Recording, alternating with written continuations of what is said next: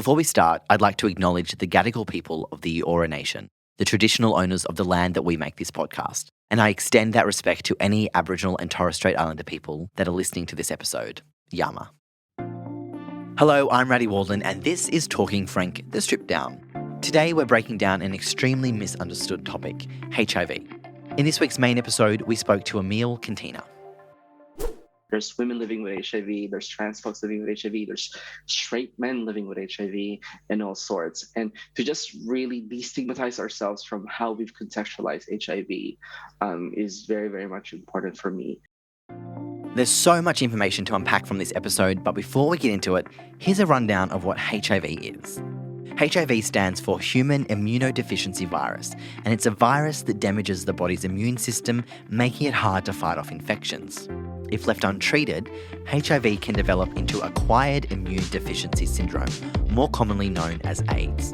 This means that the immune system is too damaged to fight off even minor infections.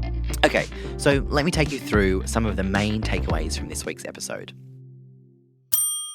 Number 1. There are so many misconceptions about HIV. As a virus that's been clouded by stigma and taboo for far too long, I'm going to bust some myths and set the facts straight. Let's kick it off with a biggie. No, HIV does not only affect gay and bisexual men. The reality is that 25% of new diagnoses in Australia are in heterosexual people. It can affect anyone in the community. HIV and AIDS are two different things. If you're diagnosed with HIV, you do not automatically have AIDS. AIDS is the most serious stage of HIV, although it's very rare for people in Australia to develop AIDS. And finally, with treatment, people with HIV can live long, healthy lives, and in no way, shape or form does having HIV mean the end of your sex life. Number 2, how can you pass it on? People are often so unclear as to exactly how they contract HIV, so I'm going to give it to you plain and simple. HIV is passed on through blood, semen and other bodily fluids of a person with HIV who has a detectable viral load. These other bodily fluids include pre-cum, vaginal fluid, anal fluid or breast milk. This means that unprotected anal or penile vaginal sex, sharing sex toys or sharing needles can pass on HIV. A pregnant person can also carry the virus to the baby during pregnancy, childbirth or breastfeeding. HIV is not passed on through saliva, tears, sweat, kissing, hugging, shaking hands, sharing cups or cutlery, toilet seats or mosquitoes. Number 3, what are the symptoms? The only way to know for sure that you're HIV positive is to get tested. Some people may experience flu-like symptoms, night sweats, rashes or swollen glands after the first few weeks of infection, whereas others might not show any signs or symptoms for years. Because of this, you can't rely on symptoms alone. You need to get tested. And I totally understand that the idea of getting tested may create some anxiety, but there are a couple of different testing options, so it's just about choosing what's right for you. You can get a blood test or a HIV rapid test, which is either an oral swab or a finger prick. It's really about what makes you feel the safest and most comfortable. Number 4, it is treatable. The good news is that HIV treatment is widely available in Australia and is highly effective. Antiretroviral treatment, also known as ART, is a treatment plan involving a few medications that stop the virus from multiplying and greatly reduces a person's risk of developing AIDS. To spell that out for you, ART can't cure HIV, but it does help people with HIV live long, healthy lives, and it also reduces the risk of HIV transmission if taken correctly. Number 5, what does UVL, PrEP and PEP mean? As well as ART, there are a bunch of other confusing acronyms and overwhelming sciencey terms when it comes to HIV, so let me break them down for you.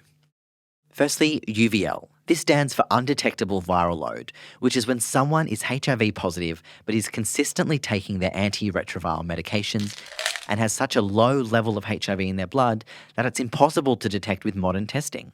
So if someone is taking treatment correctly and has undetectable levels of the virus in their system, they can't transmit HIV to others through sex. This means that they can have as much sex as they want and know that they can't transmit HIV to their partners. And most people only need a few months of HIV treatment to be undetectable.